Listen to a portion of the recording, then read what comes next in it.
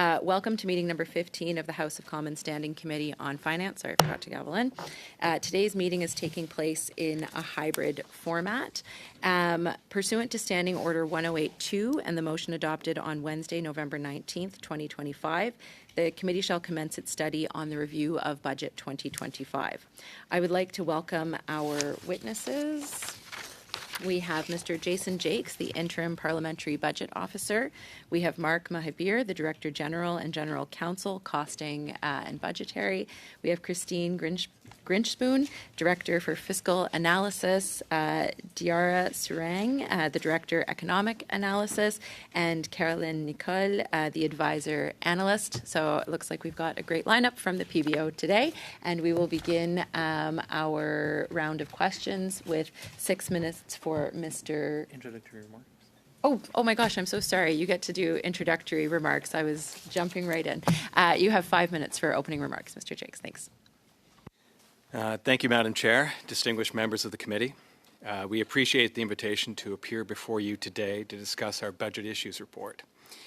À ce stade, les témoins lisent généralement des... At this point, witnesses typically read speaking points that repeat text from a report that you have already read. So instead, given this committee's role in reviewing fiscal policy, I'd like to take a few moments to discuss the concepts of fiscal sustainability.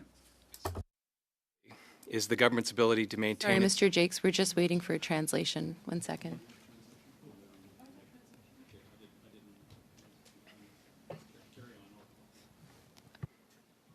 Okay, please continue. It looks like the translation is working. Go ahead. Je peux le répéter. Would you like me to repeat? Sustainability is the government's ability to maintain its current spending, tax, and other policies over the long term without threatening government solvency.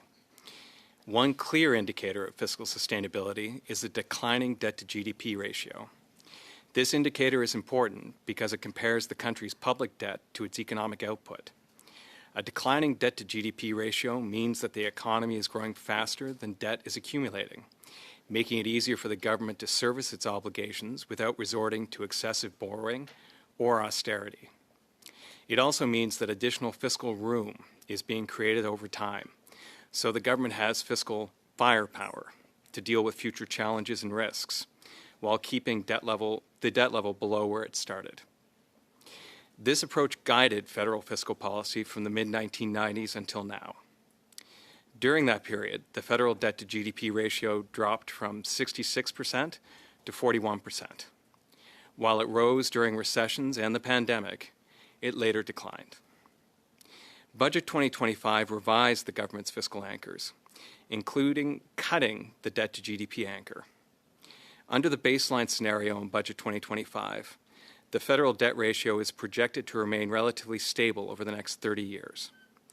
Finance Canada projects that the federal debt-to-GDP ratio will rise to 43% in 2033-34 and then gradually decline to slightly below its 2024-2025 level.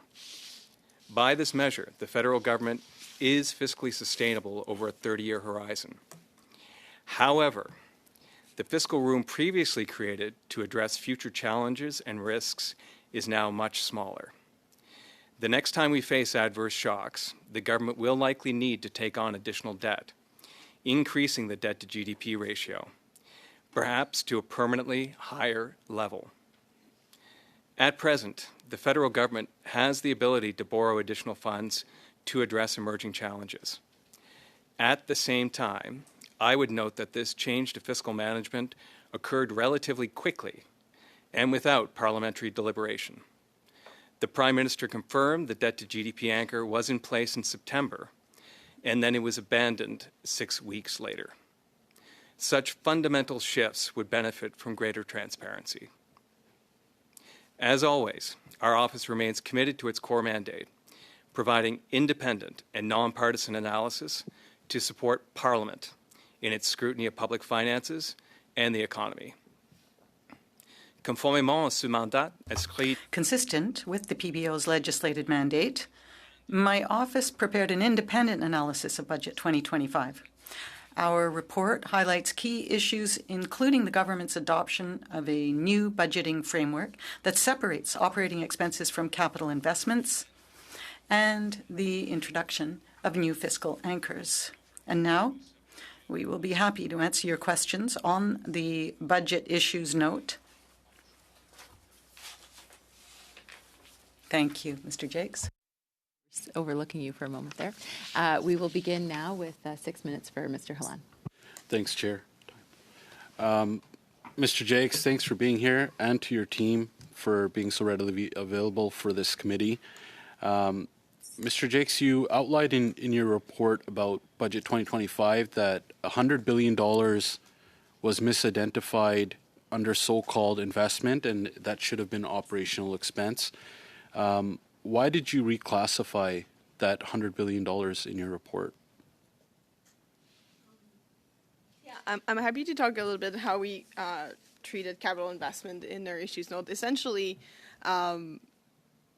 we compared the approach of the government, that is a bit broader, that includes a greater type of measures, with an approach that more closely follows other jurisdiction and international standards, that strictly focuses on transaction that directly increase the capital stock, and, like I said, follows definitions from international organization, from the System of National Accounts, from the United Nations. So that kind of extra amount of money would correspond to categories that the government has added to the definition, which can include, tax measures, production subsidies, and others. Thank you. Now, given that you've reclassified that $100 billion, what does that do to the fiscal anchor of the operational budget that they're saying that they're going to supposedly balance in 3 years? Well, I think that, like, the one thing we highlighted in a report is that it would make it harder to balance the operating budget if the definition of capital was stricter. Right. Now, for the people that are watching today, what does that say to the Canadians? Like, what is that, all the stuff that we're talking about right now, not meeting a fiscal anchor or risking it, what does that do to a Canadian's bottom line? Thanks for the question. I think the bottom line, as we would see it, is it does come back to one of transparency. So whether it's the definition of capital, where the government has come up with a made-in-Ottawa definition of capital that bears some resemblance to what we've seen in the UK and other jurisdictions, but as we point out, is much broader, or the government is changing, making very substantial changes to fiscal anchors within a relatively short period of time, it really, Parliament and I think Canadians would potentially benefit from a more open and clearer discussion around it. I fully agree with you. I think that, Mr. Jakes, you brought up the word transparency a lot, whether it's, as you said in your opening statement, that the government within 6 weeks changed its fiscal anchors and the broad definition of capital. I'd like to hear a little bit more about what you would like to see that you're not seeing today under this government when it comes to transparency, and what does that say to credibility of this government? Well, I think, excuse me, we offer one recommendation in the report, and specifically with respect to the definition of capital, that given that the government is now planning on using the operating budget or a balanced operating budget as one of the fiscal anchors, and the linkage between the operating budget and the capital definition, given that they're intrinsically linked, that the government, somebody else should be defining the definition of what capital actually looks like. I think the comparison that I've used in other situations is you need to have a separation of responsibility. Il faut avoir une séparation des responsabilités. Donc, pour mon fils de 17 ans, ce n'est pas quelqu'un qui arrive avec ses devoirs. Il exécute ses devoirs, il fait ses devoirs. Et quelqu'un, après, va mettre une note. Et certainement, quand il est question de la cible capitale, Monsieur Jakes, on a un problème avec l'interprétation. This channel switched. Have we fixed it? Can we try it again? Can you carry on? Sure. Has it corrected good. itself? Certainly from our perspective, looking at the previous fiscal anchors, the Government of Canada or the Department of Finance doesn't define debt. That's defined by the Public Sector Accounting Board. It doesn't define GDP. That's something defined by Statistics Canada. And now we moved into territory where the Department of Finance defines what capital is. And they come up with the capital budget, and then they will assess that after the fact and potentially make changes to what the definition of capital is as they see fit. And that's something that we recommend should be changed, consistent with what we see in the UK, where while the UK might have a capital definition, it's set by somebody else, and the assessment is also done by somebody else after the fact. It's simply good practice. I agree. I think I really appreciate that you highlighted this transparency piece altogether. But I'd like to know from you, what does that do to our credibility when obviously if you're pointing out there's not much transparency, what does it do to Canada's credibility, or how would Canadians take a look at that when it comes to seeing there's no transparency in the fiscal anchors, as you've highlighted before, or the fact that they've abandoned their debt to GDP ratio? Well, I would say that by virtue of this committee meeting here today, for parliamentarians to be spending 2 hours on this issue and discussing and debating this issue, I think it certainly speaks to the credibility and confidence that Canadians can have that parliamentarians are paying attention to the issue. From our perspective, there are issues that we've raised that we think are pertinent to parliamentarians that potentially they might want to make changes to them. So, for instance, in the case of the UK and Australia, after an election, a government is legislatively required to actually identify in crystal clear language what the new fiscal anchors are and how they're going to be measured. So that's something that potentially parliamentarians might want to discuss and might see to be worthwhile. Thank you, Mr. Jenks, and thank you, Mr. Halon. That concludes the time for this round. On va continuer avec Monsieur Letao. We'll now continue with Mr. Letao. You have 6 minutes. You are on mute, Mr. Letao.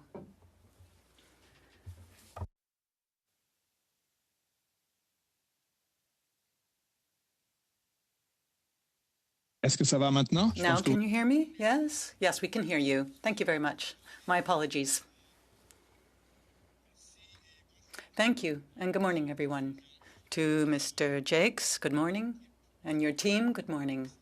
And thank you for being with us today. So I think we're going to have a very good conversation. We have good enough time for that.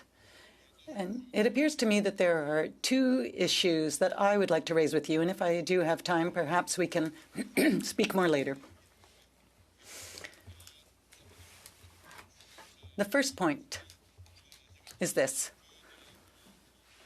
I'd like to talk about long-term sustainability. You mentioned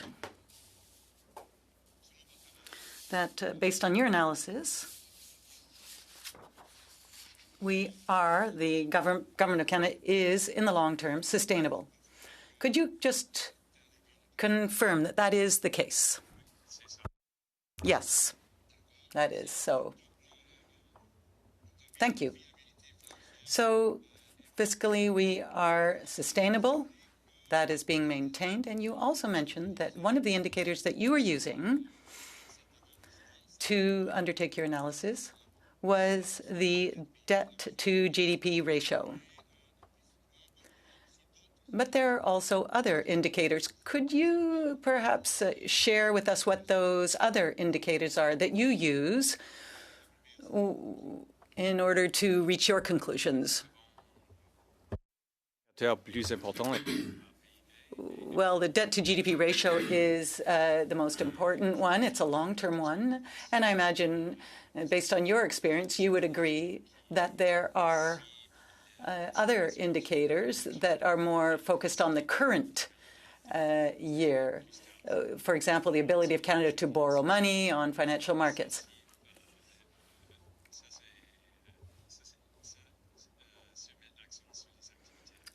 And that would be more of a focus on current activities. Thank you. And we have seen that following the announcement of the budget, financial markets didn't really move much. So the Government of Canada's capacity to finance its current activities remains intact. And in fact, as you also know, the financial markets are also forward-looking. And so if there had been any indication that that ability, that capacity to markets might be compromised, well, we would already see that in what would be happening on the financial markets, and that does not appear to be an issue. Now, what I wanted to say was this, and this is my second point, or rather second issue that I wanted to raise, deals with this, transparency. You spoke to transparency, and I think it's very important. In your own analysis, I believe that all the information that you required is there. There was nothing hidden. You know, when you look at the evolution of the debt and the deficit, first the deficit and then the debt, obviously, you have access to all the information you need. So we're not trying to necessarily hide what the deficit is, or no one is trying to do that. You know, the numbers for the deficit are very clearly spelled out. So I don't think that's an issue, is it? You mentioned the indicators that you were referring to. Yes, that is the case. However, I would say this. We are still waiting for responses from some departments regarding their increases in expenditures, for example, at defense. And there is a current discussion going on about the Government of Canada's plans to implement a $68 billion decrease over the next several years and the elimination of 40,000 positions. But we do not have enough details on this plan, and that is actually integral to Budget 2025 because, as you may imagine, the ability for the Government of Canada to be able to implement reductions of $68+ billion is intimately tied to Canada's ability to respect its fiscal anchors and to be able to balance a budget, basically. Yes, I absolutely agree with you.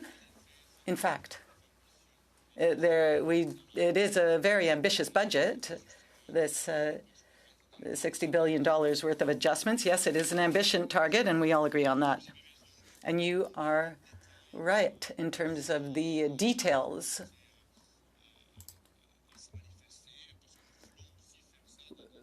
We want to do this in a humane fashion and in a respectful fashion. We want to be respectful of our employees. We can come back to this. And, you know, there are many measures that can be used, for example, early retirement, etc. And we'll see how this unfolds. And we'll see what we need to do to be able to reach these goals. We'll have to see whether the measures give us the goals we want to reach. Thank you, Mr. Letao. That's your time, and we'll now continue with Mr. Garon. Thank you, Madam Chair, and thank you to all the witnesses for being here today. We truly appreciate your attendance. Now, we already had a beginning of a conversation about this. The government has probably really expanded its room and its the elasticity of the room that it has. On page 322, I see that perhaps Singapore has a similar approach. What I'd like to know is this. I'd like to know if elsewhere in the world, investments would be considered as the following. On page 229, it says to broaden, for example, early retirement at border services. Would you call that an investment anywhere else in the world? Just give me a yes or a no. Would that count as an investment? Well, we don't have any details right now. We could come back to the committee with that. Recruiting military personnel, is that an investment?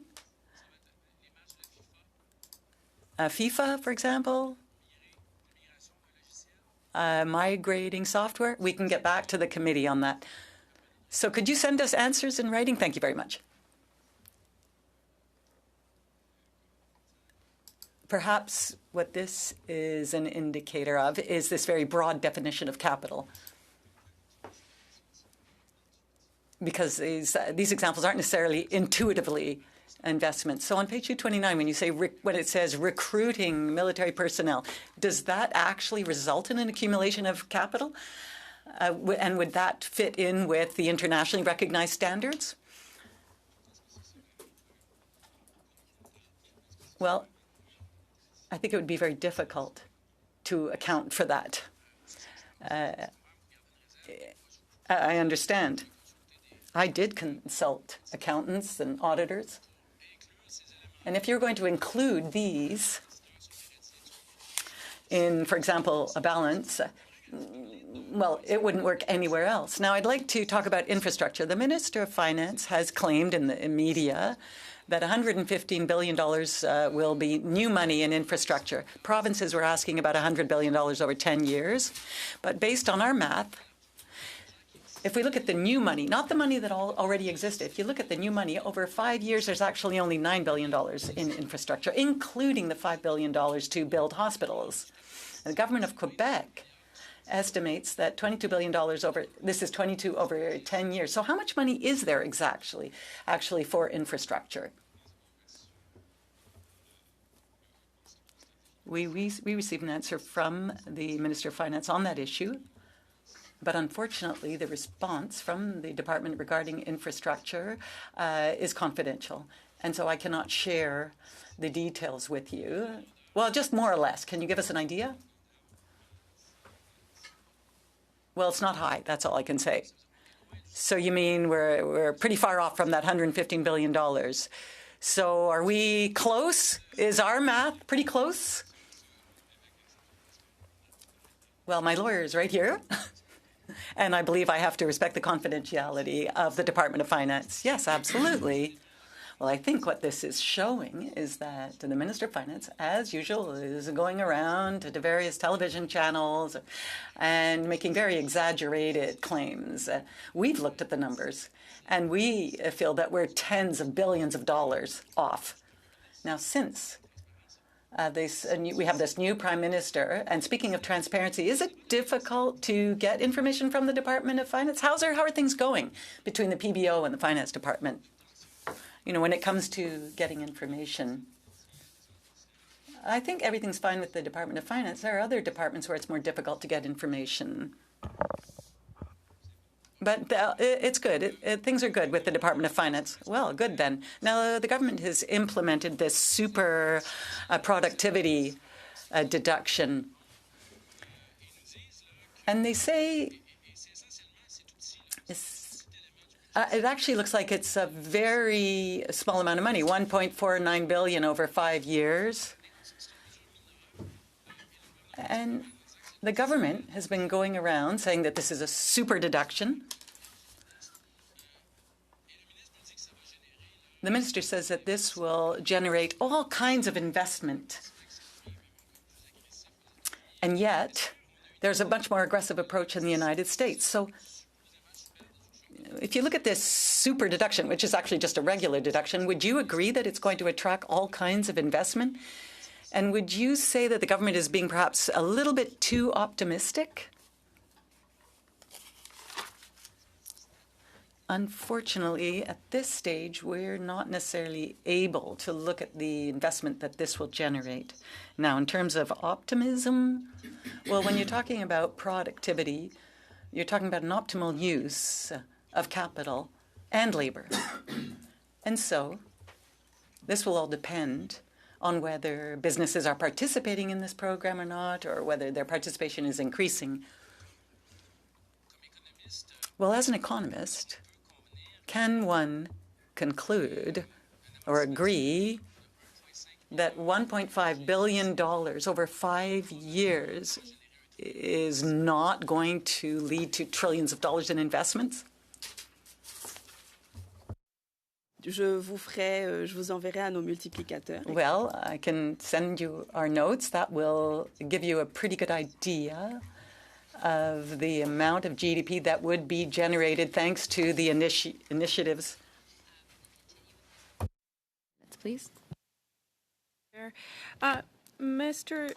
Jacques, in your report, you call for an independent expert body to review or opine on what the government is including in the definition of capital investments.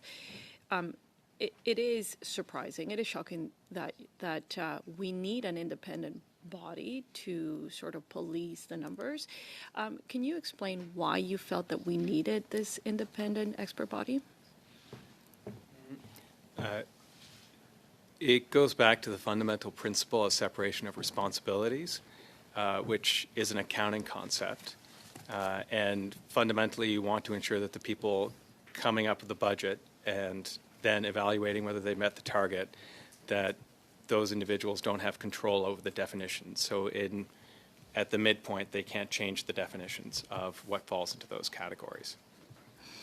But apart from a good practice, if the definitions had not been changed and made so broadly and the presentation of the budget had been changed, we wouldn't necessarily be calling for an independent expert body. This is as a result of the changes, of the layers of difficulty that we have in actually understanding what counts as an operating expense and what counts as a capital expense. Is that fair to say? I would say that is fair, and if this was not related to the government's new fiscal anchor of balancing the operating budget, it would be interesting that the Government of Canada came up and is now defining capital differently than the Accounting Board and Statistics Canada and the United Nations. But it's something that the government could do. They can come up with any language they want to and define things as they see fit. That's their discretion.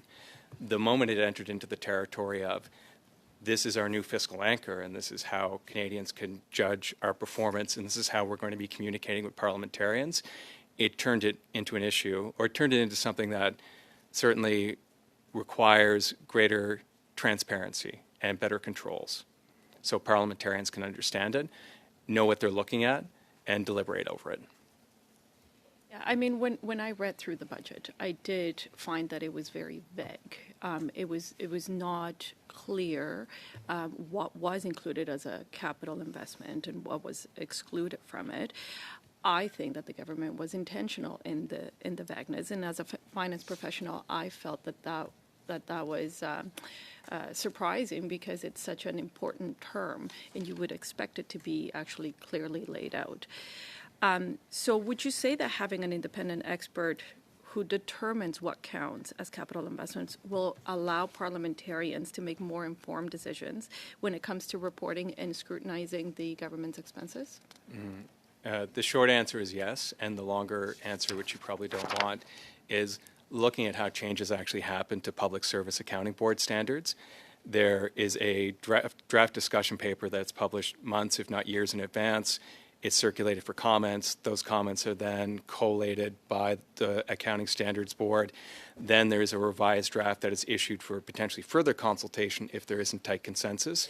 And ultimately, the new standard is implemented with a bit of lead time so everyone can react to it.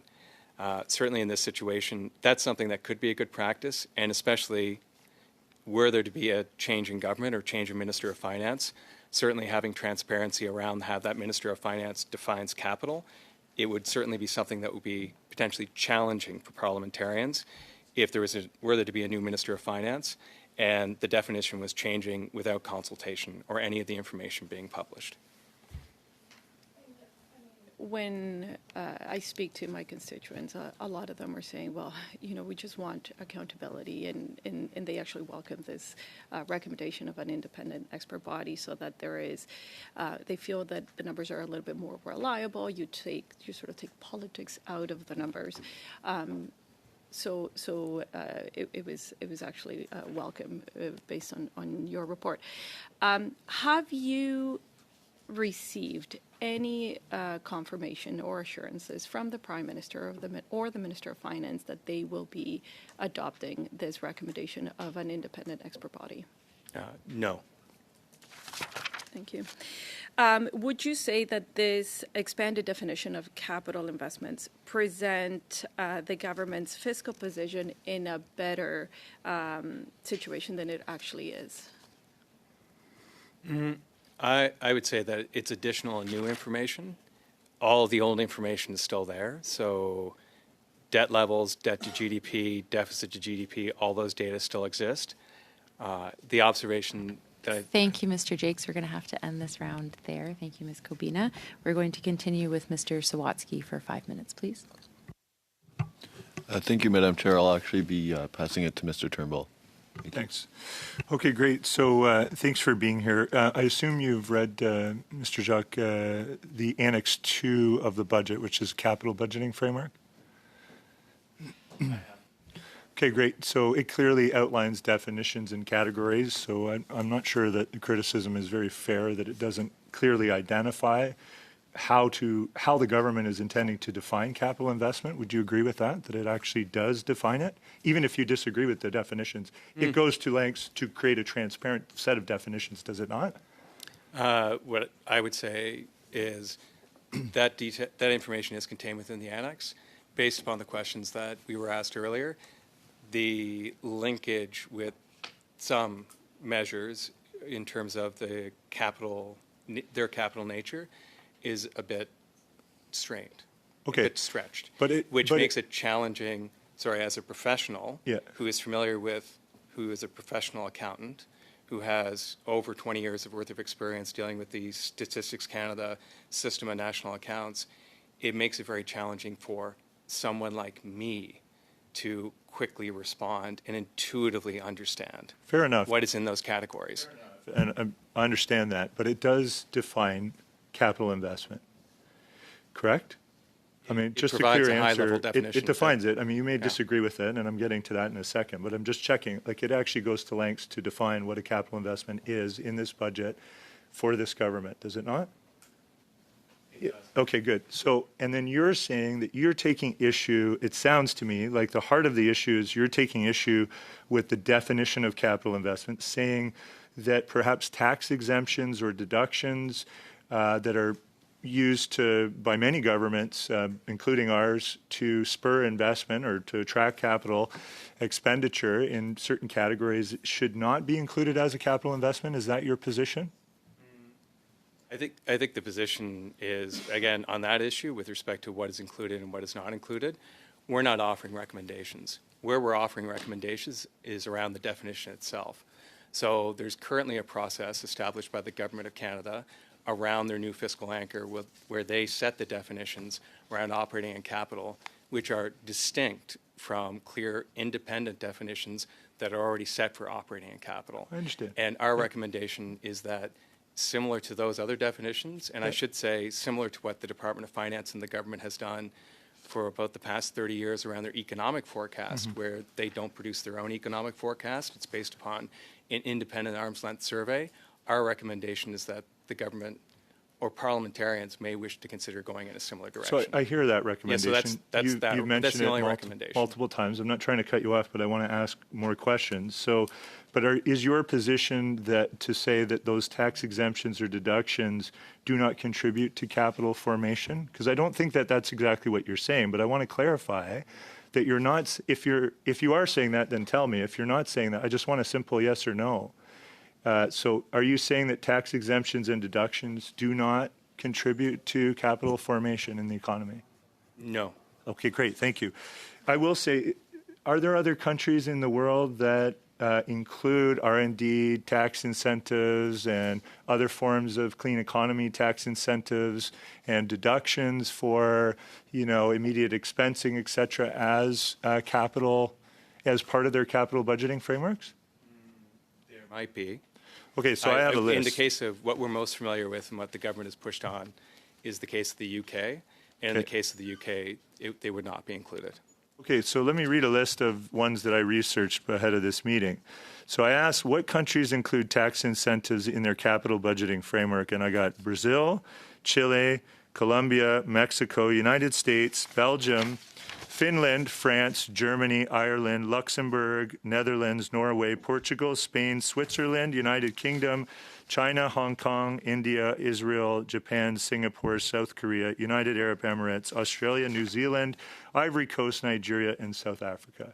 Now, I don't have the time to research that at length, but I did a quick search and found that there are many jurisdictions around the world that include tax incentives and deductions for things that we heard from the Deputy Bank of Canada Governor would actually boost investment in our economy and hopefully help with our productivity challenges, which I'm sure you would agree are a good thing. We're including those as part of the capital budgeting framework, which is not that unheard of. I mean, you seem to have made some of these definitions almost sound as if the government is taking this broad latitude that I don't think it's taking. Thank you, Mr. Turnbull. On va continuer avec Monsieur Garand pour 2 minutes et demie. Mr. Garand, you have 2.5 minutes. Thank you, Madam Chair. Actually, I'd like my colleague to be able to table the sources of what he was speaking to, because I received the same answer from GPT. Now, the government has said in order to achieve its deficit targets, it will have to cut $68 billion in spending over 5 years, $10 billion for the first year. Now, Canada has not always met its targets, and based on my understanding, you're still lacking information that you need on what will be cut so that we do achieve these targets. Based on the information you have today, are you concerned that Canada will not meet its $68 billion target by next year? In our report, we said that we pointed out what it will have to do on a yearly basis in order to be able to achieve that ratio, and that the likelihood of it reaching that target, it won't. So you said there's something like a 7% probability that it will achieve its target. So what information is it that you're lacking? Because when we asked officials, when the budget was tabled, we were told that they were giving examples, but in fact, it appeared to us that they were not actually fully informed about how it was going to cut. So it seems like still today, they don't know what they're going to cut in order to be able to make these reductions by $800 million a month. Well, we need information on what programs will be cut, on the number of people that will be cut per program, what the impact will be on services, and where the money will be cut exactly. That information is absolutely essential so that we can get an idea of what the probability is that we'll reach its target. I believe I have 20 seconds left. Could you please name another OECD country that uses debt to GDP ratio for this purpose? I can't tell you now. If you give me a few minutes and a few hours, then perhaps I could give you more details. We'll continue with Mr. Lefebvre for the next 5 minutes. Thank you, and welcome. Mr. Jacques, I'd like you to take more time to respond to Mr. Turnbull's question.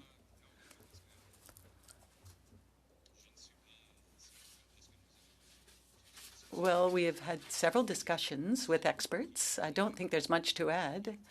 Several experts who have worked for the UK, and that's why we are so confident in our recommendations and in our analysis.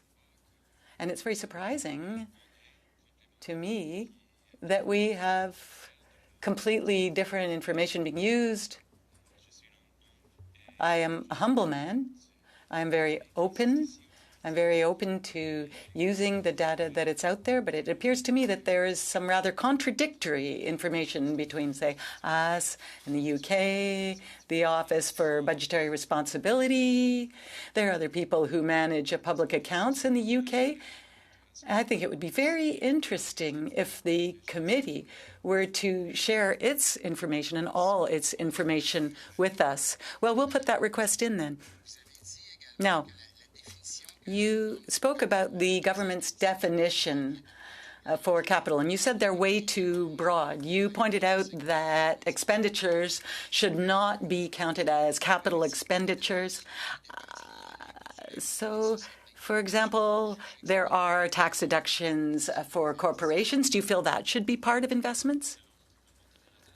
Well, based on the Government of Canada's opinion, that is what's happening. What about the investment tax credit?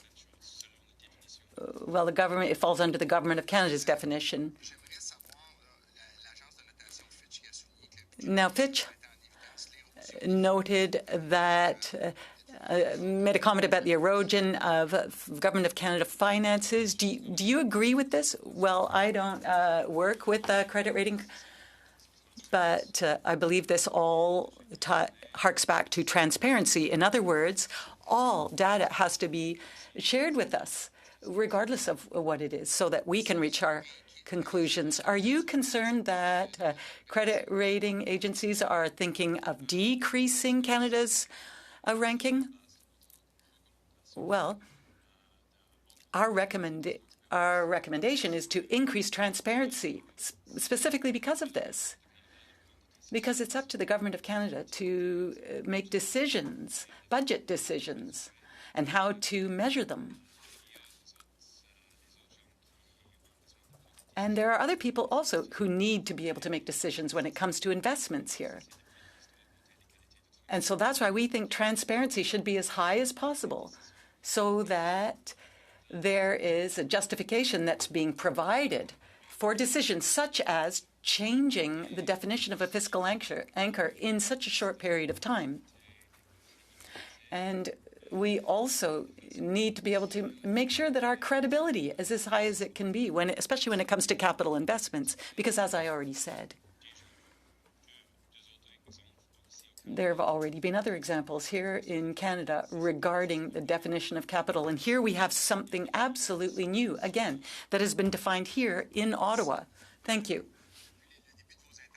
Now, from the very beginning, you've been talking about transparency and credibility.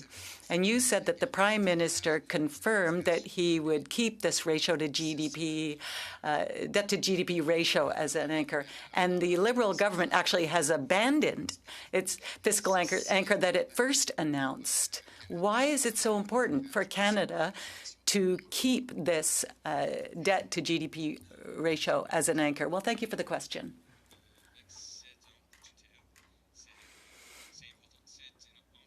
This is a fiscal anchor that was implemented more than 30 years ago. And when you look at other countries in the world, and also credit rating agencies, it's a very important anchor. It's not up to us to decide which anchors the government wants to implement or use. But at the same time, for the purposes of transparency, when there is such a quick change with no in-depth discussion that involves Parliament, well, then it reduces that quality of transparency. And it could create a perception as well that that these numbers are political. Thank you. That wraps up the time that you have, Mr. Lefebvre, and we'll continue now with Mr. Sawatsky for 5 minutes. And thank you to the witnesses for coming here today. I just wanted to ask about the IMF recently praised Canada's decisive action to modernize its budget framework, including splitting the capital and operating spending, for which we've been talking about. They said both Germany and Canada recognize that in this very testing time, they need to use their fiscal space. And one of these actions is indeed to modernize the budget framework by separating operating expenses in the budget from investments. That ability to then focus strategically on investments that are pro-growth and that can lift up productivity. So I just wanted to ask as well, so does your analysis reflect the benefits of that reform? I know you had touched on some of the specifics, but kind of in a broad sense, do you see this to be something that could be beneficial? Great. And so I guess maybe if you could dive a bit more into the specifics. I know you mentioned there was perhaps like a few things that you might have wanted to see differently. Maybe if you could just elaborate. Yeah. Thanks for the question. Again, in terms of this split between operating and capital, That's something that the government has done internally, which is certainly their right to do so. And I think it's certainly good that the government, because they've changed their internal decision-making processes around operating and capital, if that's how you're managing internally, I think it's very transparent to share that information with the public, to explain how you're making decisions and what one wants to accomplish. In terms of the observations we make around a broad capital definition term, it's broad in comparison to other jurisdictions. So there are things included in the definition that typically one would not include in other jurisdictions. And that's something that parliamentarians should be aware of. Certainly the government's aware of it, because the further you stretch the relationship between the investment or the spending and what is considered an investment, the harder it is to actually identify or determine whether it's actually a capital investment or not. It's not to say that tax expenditures would not somehow indirectly benefit capital investment. It's simply to say that it becomes harder to actually draw a clear linkage between the two. Thank you. And when we're talking about investments, capital expenditures, what would be some things that you see, as clearly capital investments into the country? Well, I think we'd start with the definition from the System of National Accounts. So starting with the definition from Statistics Canada. So they have a definition with respect to what capital is. I believe on a monthly basis they're publishing something called capital investment and capital formation in the economy. So that would certainly be a starting point. If you wanted to extend it a little bit further, being an accountant, I would extend it further to include and incorporate the Public Sector Accounting Board standards. So there are some things included in the Public Sector Accounting Board standards which might not necessarily show up within the System of National Accounts, but it's a larger concentric circle, and so you might include some of those things as well. To the best of my knowledge, to use an example, an operating subsidy from the federal government to a private sector firm to produce something on an ongoing basis, within the first two categories, so from Statistics Canada and the Public Sector Accounting Board standard, that would not be considered a capital investment and wouldn't show up in your balance sheet. It's not to say the government can't define it as such. It is to say, and the observation we make is, if you're coming up with a new definition, if one wants to use a new definition of what capital is, it's important to be transparent around it so all parliamentarians understand. And also when it's linked to, clearly intrinsically linked to the new operating budgetary anchor of the government, it probably will increase the transparency and credibility if the definition you're using is not one that you come up with on your own and you don't have full control over, and it's not subject to change as you see fit. Thank you. And so that makes sense. So Budget 2025 makes some productivity-focused investments, such as housing, defense, major projects, and the Build Community Strong Fund, which is $51 billion over 10 years, and then an ongoing $3 billion per year thereafter.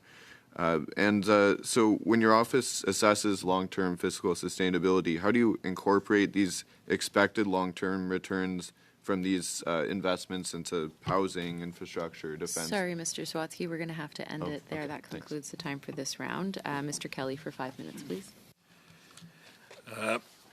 Thank you. I'd like to continue on the topic of credibility. You mentioned in your opening statement that it was only 6 weeks ago that the Prime Minister was insisting that his government's fiscal anchor was a declining debt to GDP ratio, and now it is a declining deficit to GDP ratio, wherein they then change the definition of an operating deficit and claim that is a new fiscal anchor. Can you talk about how changing the goalposts, cutting loose fiscal anchors, and these kinds of inconsistencies affect Canada's fiscal credibility? Thanks for the question. I would say again it comes back to an issue of the government has full discretion to establish whatever fiscal management practices it wants to, including identifying or potentially changing the fiscal anchors as it sees fit. from our perspective, and looking at good practices across among advanced economies, if you're going to do so, you should do it in a transparent way that brings everyone along with you. So if there are fundamental changes that the government has planned with respect to fiscal management, a good practice would be to explain, these are the changes we're proposing. Does anyone have any feedback? Does everyone understand what these are and what the consequences might be? And then after receiving feedback, potentially putting those into place, incorporating the feedback as you see fit. And that's something that, again, we flag for parliamentarians.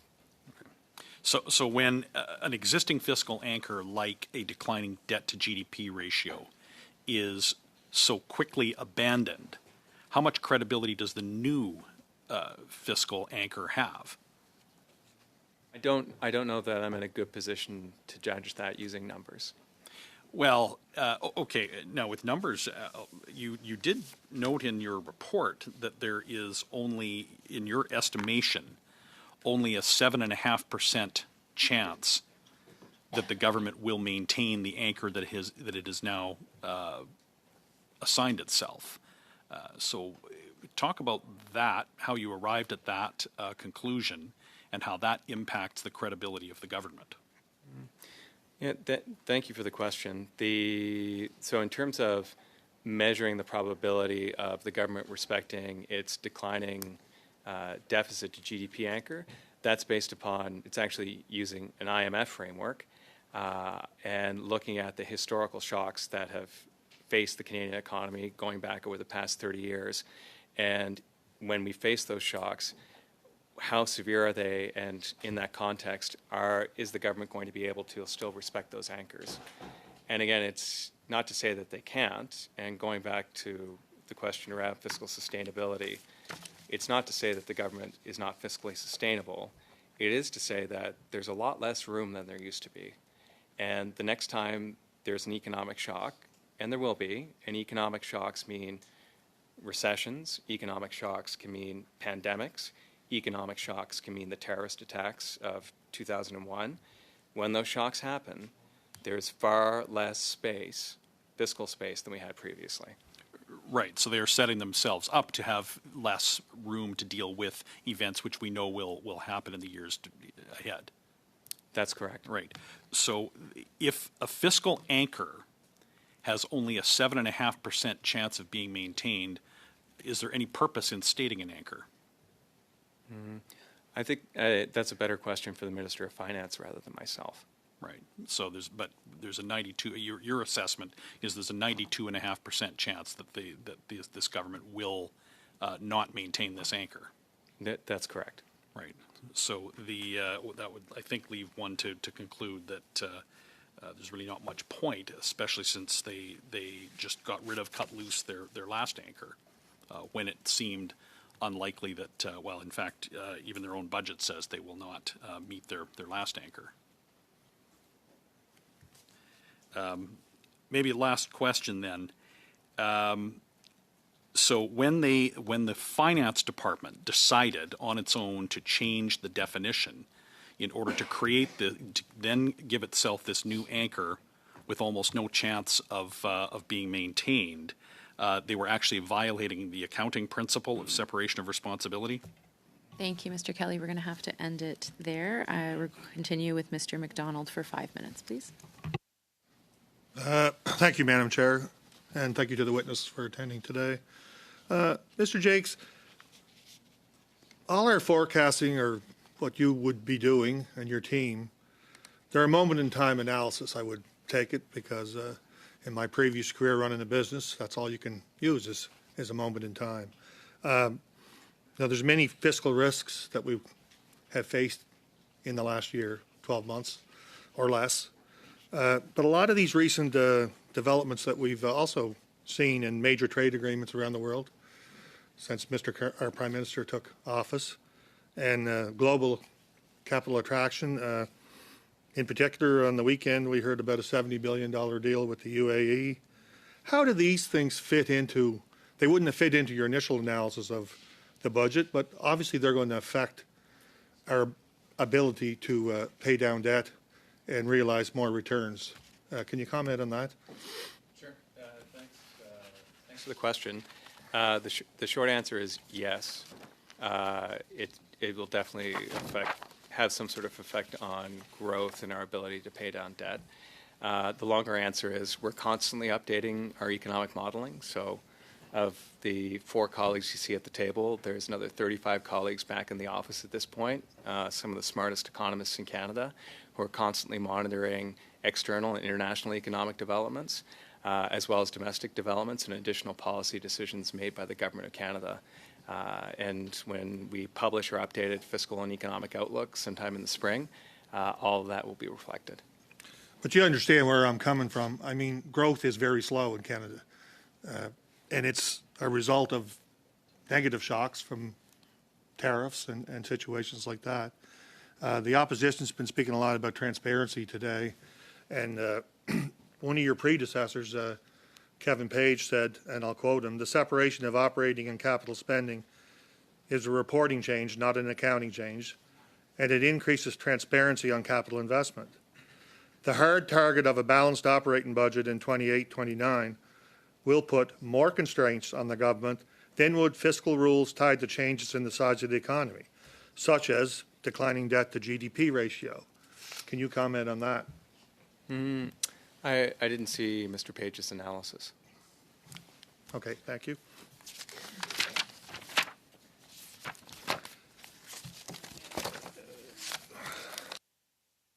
In Budget 2025, we see major measures to attract new private sector investment. Could you outline how increased private capital inflows typically affect the fiscal outlook and how they can reduce pressure on government's borrowing needs over the long term? So typically when we see investment increase, it reflects directly into nominal GDP, which then speaks, as we say usually, it's one of the largest proxy of the government's tax base, which then eventually translates into corporate tax revenues, but also personal income tax revenues, because more people are employed and wages are growing, but also consumption is growing as well, so more GST revenues. Thank you. Just one more question. On regional development effects, since I represent Atlantic Canada with a lot of fisheries and agriculture, trade expansion and capital attraction, how does that benefit the rural areas? Because we're export dominant. We're dependent on exports. I would go back to the comments that my colleague DR just offered with respect to additional trade and additional economic development and economic linkages. To the extent that it's easier for somebody to take their products, high-quality Canadian products, and where there's a trade agreement negotiated with another country, export those products in an easy way, obviously that company, but also that region ends up being further ahead. And certainly if you're looking at the east end of PEI, there are, beyond beautiful beaches and great dairy products, there are people producing things for export, and a lot of good light manufacturing at that end of the island that potentially would benefit from additional trade agreements. Maybe I have time for one more question. So when you guys do your analysis, what outcome indicators should we be watching most closely to measure the success of Budget 2025 in the future? So a year or two down the road, is there a trade or investment strategy? Sorry, Mr. McDonald, that concludes your time. I guess I don't get that question. You got the question, just not the answer yet. Okay, thank you. On va continuer avec Monsieur Garon pour 2 minutes et demie. 2.5 minutes for Mr. Garon. Thank you, Madam Chair. I'm going to continue with fiscal anchors. The government decided unilaterally this year, with a few weeks' notice, that the new anchor would be that the deficit to GDP had to be a declining one. So if we're going to use that as a fiscal anchor, would it not be that we want there to be a ceiling on that deficit to GDP ratio? in order to ensure that we'll have a declining debt to GDP ratio? Because right now there's no guarantee at all. Even if the debt to GDP goes down, or rather deficit to GDP goes down, there's no guarantee that the debt to GDP won't continue to rise. I mean, isn't this just a way of camouflaging the fact that the debt to GDP ratio is actually going to increase, and so they had to make up a fiscal anchor to somehow camouflage that? Well, mathematically, I agree on the deficit to GDP ratio versus the debt to GDP ratio.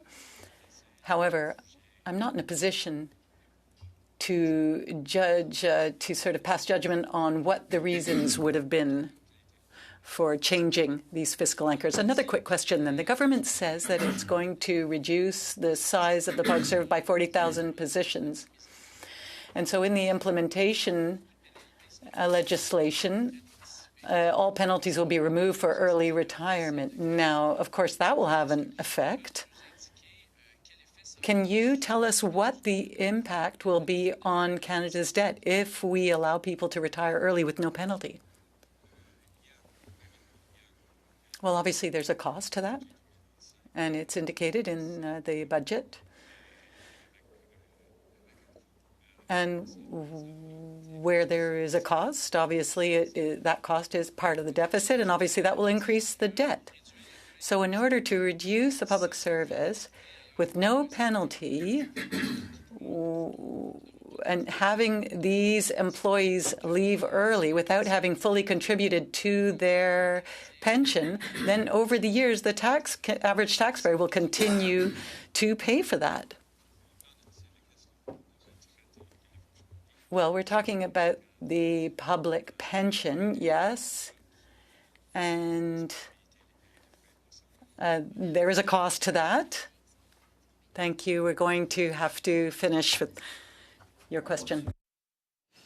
Thanks, Chair. Mr. Jakes, you identified in your report that the government only has a 7.5% chance of meeting one of their own fiscal targets of a declining deficit to GDP ratio.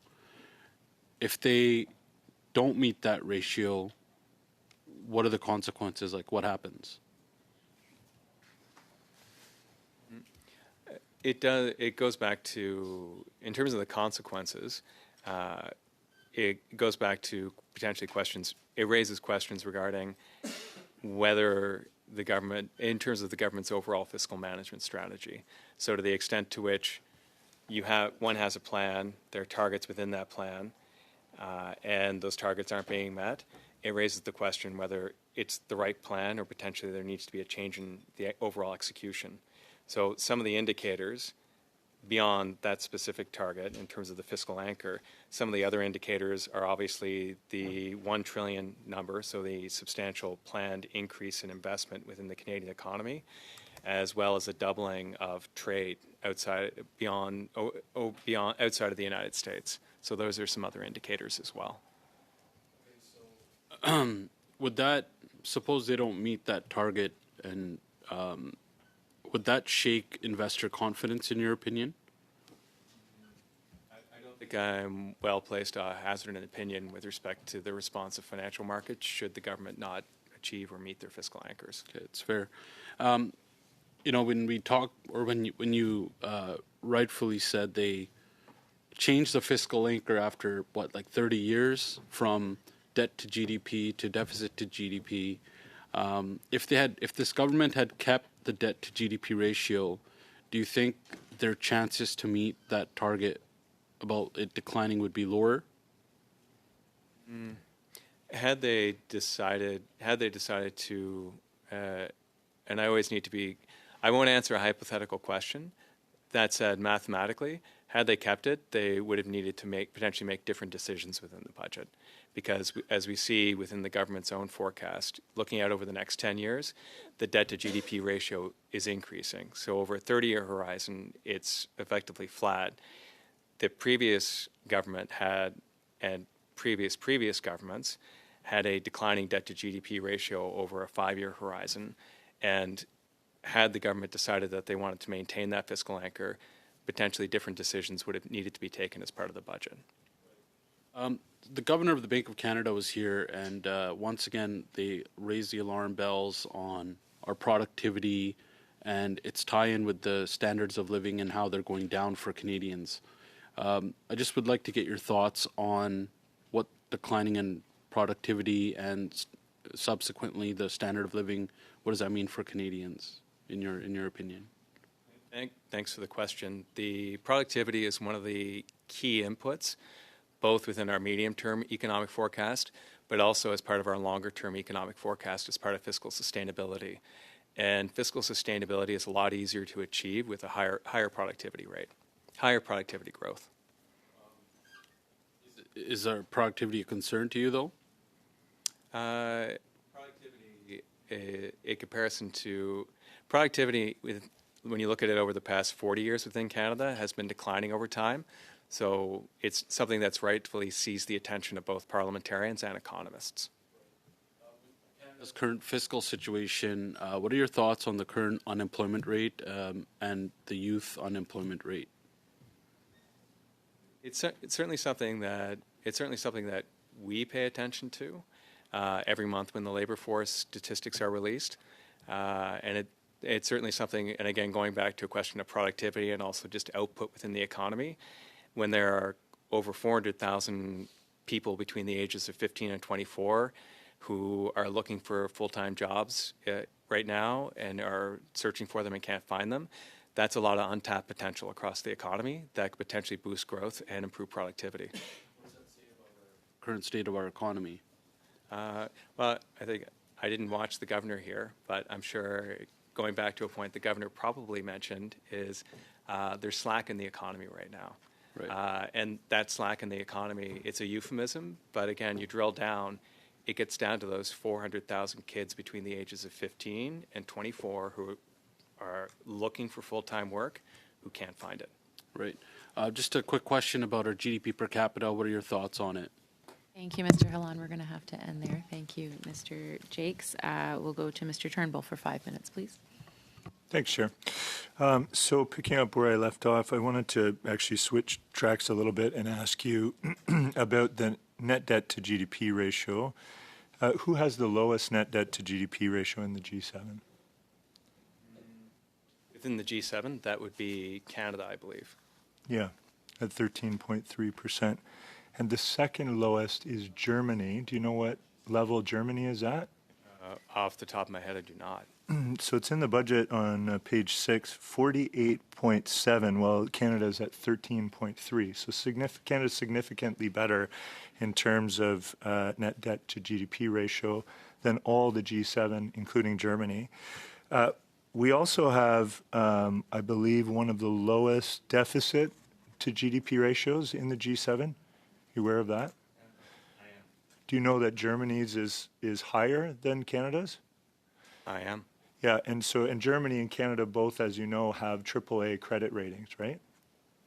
So what I'm leaning towards here is, do you think Germany is also at risk of a downgrade in terms of credit rating? Like, do you think that they actually have that risk, or do you think Canada and Germany are at a good standard? Because Kevin Page recently said he was very, very comfortable with Canada being at around 2.2 to 2.5%, which is right in the range that Germany and Canada are at in terms of deficit to GDP ratios. Can you comment on that?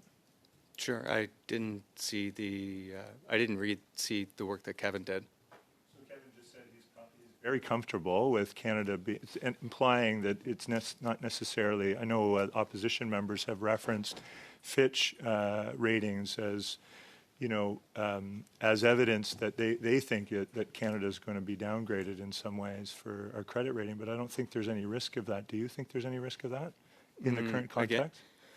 Sorry, thanks for the question. I don't work for one of the ratings agencies. I might look like I do, but I don't.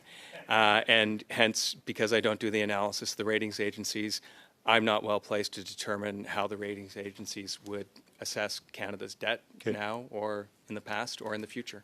Okay, and just to be clear, you've mentioned transparency and credibility, accountability a number of times in this committee. I think it's been an ongoing theme, which I think is good that parliamentarians are having these debates.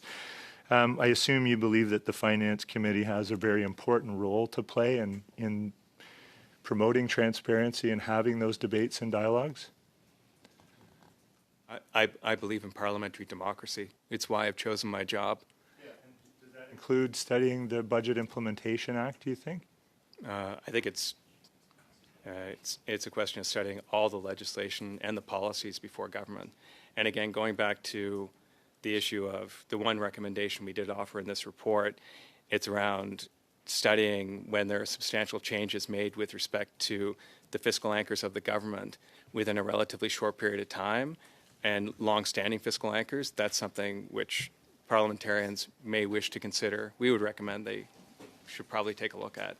Thank you. So you agree that we should study the Budget Implementation Act and have these debates then? I think obviously parliamentarians, one of the fundamental responsibilities of parliamentarians is to evaluate proposals from the government with respect to spending money. I think it was decided in 1215 with King John that no money could be spent without the approval. So thank you for that.